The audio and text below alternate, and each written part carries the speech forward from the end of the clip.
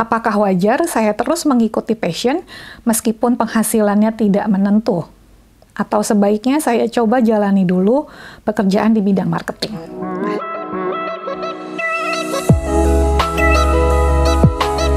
Halo, selamat datang di episode pertama Ask Riva Anything. Dalam episode pertama ini, kita akan membahas mengenai passion dan talent. Jadi di sini, aku akan menjawab pertanyaan dari teman-teman terkait topik following passion versus following talent. Nah, sebelum kamu lanjut menonton video ini, sebaiknya kamu nonton dulu ya episode pertama dari Career Talk with Riva Sancati yang topiknya juga following passion versus following talent. Untuk yang pertama, saya akan menjawab pertanyaan dari Asih Putri. Berikut ini pertanyaannya. Bu Riva, saat ini saya berada dalam posisi harus mencari kerja di kota kelahiran saya di Jember. Sedangkan tidak banyak opportunity yang bisa saya ambil untuk dijadikan batu loncatan. Di kota ini, dominan lowongan kerja di bidang marketing, sedangkan passion saya ada di bidang kepenulisan. Sehingga saat ini saya hanya bekerja freelance sebagai penulis konten. Keraguan mulai muncul karena income tiap bulannya tidak menentu. Ditambah lagi, orang-orang di sekitar saya bilang bahwa saya ini pengangguran karena tidak kerja kantoran. Menurut Bu Riva, apakah wajar saya terus mengikuti passion meskipun penghasilannya tidak menentu? Atau sebaiknya saya coba jalani dulu pekerjaan di bidang marketing? Nah, ini sebenarnya dilema yang cukup sering saya temui juga dalam dunia kerja, di mana passion kita itu tidak menghasilkan cukup banyak uang. Dan memang dilematis gitu ya.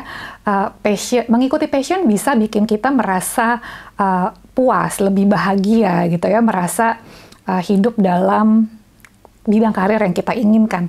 Tapi yang jadi masalah adalah kebutuhan sehari-hari tentu harus dipenuhi. Harus makan, minum, biaya tempat tinggal, belum lagi yang sudah berkeluarga. Itulah sebabnya saya sering bilang, punya kesempatan dan punya kemampuan untuk mengejar passion adalah sebuah kemewahan yang tidak dimiliki oleh semua orang. Jadi kita tuh patut bersyukur banget jika kebetulan banget nih passion kita ini adalah sesuatu yang juga menghasilkan cukup uang untuk membiayai kehidupan kita sehari-hari. Tapi pertanyaannya, bagaimana jika kasusnya seperti Mbak Asih ini? Bagaimana jika passion dia itu tidak menentu penghasilannya? Menurut saya gini, untuk kasusnya Mbak Asih ini ya, sebetulnya menulis itu bisa sesuatu yang dijadikan sebagai side job, ya. Lakukan itu sebagai side job, sampingan freelance-nya jalan aja terus, nggak apa-apa, nggak jadi masalah. Tapi mulai juga aja apply main job di bidang marketing pun nggak apa-apa, coba saja dulu. Kenapa? Karena sebenarnya antara bidang marketing dengan bidang kepenulisan itu bisa loh jadi satu bidang yang sama. Kenapa? Salah satu teknik dari marketing adalah copywriting, ya kan? Penulisan konten juga. Jadi sebenarnya suatu saat akan ada juga nih kesempatan yang bersinggungan antara passionnya Mbak Asih di bidang menulis dengan karir di bidang marketing. Jadi sebenarnya nggak apa-apa, dicoba dulu aja. Nah, sambil jalan nanti, kalau ternyata cocok di marketing ya bagus. Tapi kalau ternyata nggak cocok di marketing ya nggak apa-apa, pelan-pelan terus ya, kumpulin dulu cukup banyak uang sampai suatu saat nanti kamu mulai bisa menjadi penulis yang mandiri, bisa mulai menulis buku bestseller misalnya. Nah, kalau nanti penghasilan kamu dari menulis ini sudah cukup, baru deh bisa full time mengejar passion kamu di bidang menulis. Semoga jawaban saya cukup membantu ya. Untuk pertanyaan yang kedua, ini pertanyaan dari Muhammad Gilang. Hai Kak Riva, cita-cita dan passion saya kepengen jadi pilot, tapi tahun lalu gagal tes karena masalah fisik. Nih sering juga nih kejadian sama yang pengen jadi pramugari ya. Aku harus gimana ya Kak? Sekarang aku terpaksa kerja sebagai sales padahal masih penasaran dengan profesi pilot. Oke, ini aku mau bahas drama Korea yang judulnya Itaewon Class. Di situ tuh tokoh utamanya punya cita-cita, punya passion ingin jadi polisi. Dia tuh passionnya ingin menegakkan keadilan. Tapi karena suatu hal, dia itu pernah dipenjara sehingga nggak mungkin lagi dia bisa jadi polisi. Kesempatan untuk menjadi polisi itu sudah tertutup ketika dia di penjara itu. Nah, Lalu karena dia tahu dia nggak bisa lagi jadi polisi, akhirnya dia memutuskan untuk mengejar passion dia yang lain, yaitu dalam bidang kuliner. Akhirnya dia mendirikan bisnis restoran dan akhirnya malah sukses dengan bisnis restorannya itu. Jadi maksud aku di sini apa? Sebetulnya passion kita pun bisa lebih dari satu, ya. Kalau aku menjadikan percintaan antara perempuan dengan laki-laki sebagai contoh, seumur hidup kita sangat jarang ada di antara kita yang hanya mencintai satu orang saja sepanjang hidupnya. Ya, berapa orang sih di sini yang nikah sama pacar pertamanya? Pasti nggak banyak gitu ya. Mayoritas memang menikah dengan pasangan yang dia temui ketika sudah lebih dewasa, mungkin cinta kedua, cinta ketiga, we never know gitu ya. Jadi intinya sama, untuk passion pun seperti itu. Untuk passion pun bisa saja terjadi rezeki kita ada di passion kita yang kedua, passion kita yang ketiga, keempat, dan seterusnya. Jadi jangan karena satu passion kita itu tidak bisa diwujudkan, kita langsung patah semangat gitu ya. Kalau kita sudah tahu passion cadangan kita apa, kejarlah itu. Kalau kita masih nggak tahu juga passion cadangan kita apa, kok seolah-olah passion kita cuma satu itu aja, maka ya udah, jadilah tim opportunity atau jadi tim talent.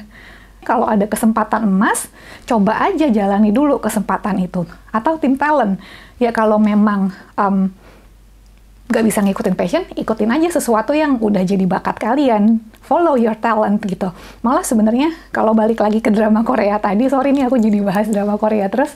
Kalau aku balik lagi ke Itaewon Class tadi, sebenarnya si tokoh utamanya ini memang punya bakat dimasak juga. Ya, jadi ketika dia gagal menjadi polisi, gagal mengejar passionnya, dia mengejar talentnya dia. Ya, dia mengejar talent yang memang sebenarnya passionnya dia juga sih. Gitu. Jadi jangan patah semangat, life must go on. Kalau memang passion itu masih bisa dikejar, masih bisa dicoba, ya coba lagi aja, nggak apa-apa. Ya, sambil kerja dulu yang lain, nanti coba lagi. Tapi kalau memang ada satu deal breaker seperti masalah fisik yang memang udah nggak bisa diapa-apain lagi, maka ya udah diikhlaskan saja, move on saja, dan kejar kesempatan selanjutnya. Semoga cukup membantu ya. Kemudian pertanyaan yang ketiga, itu dari Tika Sari. Mbak Rifa, saat ini aku bekerja sebagai accounting manager. Tapi makin lama aku makin tertarik untuk kerja di bidang marketing. Aku baru sadar sekarang bahwa passion aku itu lebih ke arah creative job yang juga mengharuskan aku meeting with a lot of people. What should I do, Mbak? Nah, ini berarti sebenarnya orang yang pengen banting setir ya. Dan karena memang passion tuh menariknya gini. Ada orang yang ketika masih SD, SMP, SMA, atau kuliah, dia tuh sudah tahu passionnya apa, ingin berkarir di bidang apa, sebagai apa, di perusahaan yang seperti apa gitu ya. Orang yang seperti mereka memang enaknya karir mereka nih lebih tersusun rapi gitu ya, lebih terencana. Nah, tapi banyak juga, bahkan lebih banyak lagi orang yang baru tahu apa passion mereka di kemudian hari, setelah mereka ketemu dengan banyak orang, berhadapan dengan berbagai jenis profesi, baru mereka sadar, oh profesi itu yang sebenarnya saya inginkan. Nah, kalau seperti itu, apa yang harus kita lakukan? Sebenarnya nggak ada yang salah dari banting setir, ya. Kalau memang kamu ingin sekali mencoba hal baru, dan kalau kamu punya kesempatan untuk melakukan hal baru itu, ya sebenarnya nggak ada salahnya untuk dicoba. Asalkan apa? Boleh banting setir, asalkan bersedia untuk mulai dari awal lagi. Ya, untuk kasusnya Mbak ini tadi kan, dia sudah jadi accounting manager. Tapi bukan berarti dia juga bisa capable nih jadi marketing manager gitu kan ya. Dia keahliannya di accounting, bukan di marketing. Jadi mau nggak mau dia harus mulai lagi dari awal. Dia harus belajar hal-hal yang baru. Bersedia nggak melakukan itu? Karena yang namanya mulai dari nol ya pasti gajinya nggak bisa langsung dapat sebesar gaji dia di level manajer accounting itu kan gitu. Jadi ya mau nggak mau memang harus bersedia ngambil satu langkah mundur untuk dua langkah maju yang lebih sesuai dengan passion kita. Nah, cuman again, itu yang tadi saya bilang di awal, memiliki kemampuan untuk mengejar passion sebenarnya adalah suatu kemewahan. Kalau kalian memutuskan untuk banting setir mulai dari nol, penghasilan turun, is it okay with you guys or not? Ya kan? kalian masih bisa survive nggak dengan penghasilan yang lebih rendah daripada sebelumnya gitu. Jadi itu sih yang harus dipertimbangkan. Dalam hal ini aku punya satu cerita.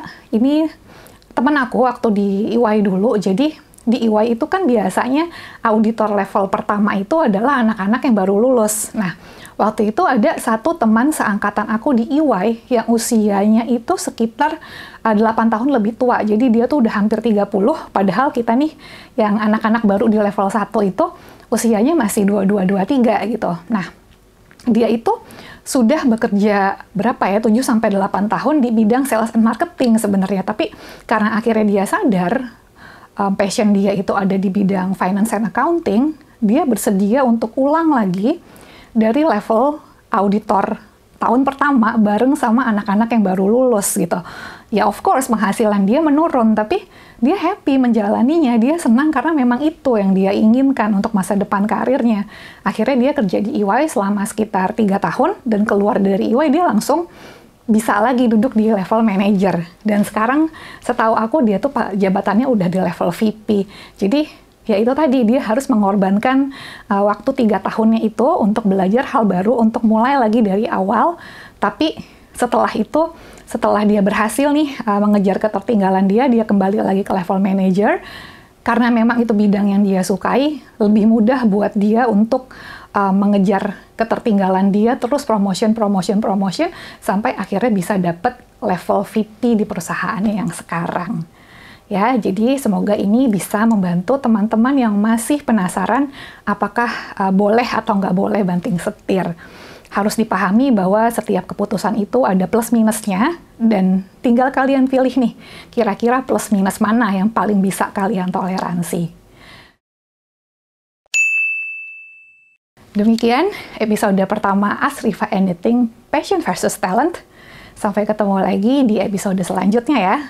Oh ya, sebelum diakhiri, jangan lupa nih baca buku aku yang judulnya The Little Handbook for Big Career. Bukunya bisa kamu dapatkan di Tokopedia, Shopee, dan Google Playbook.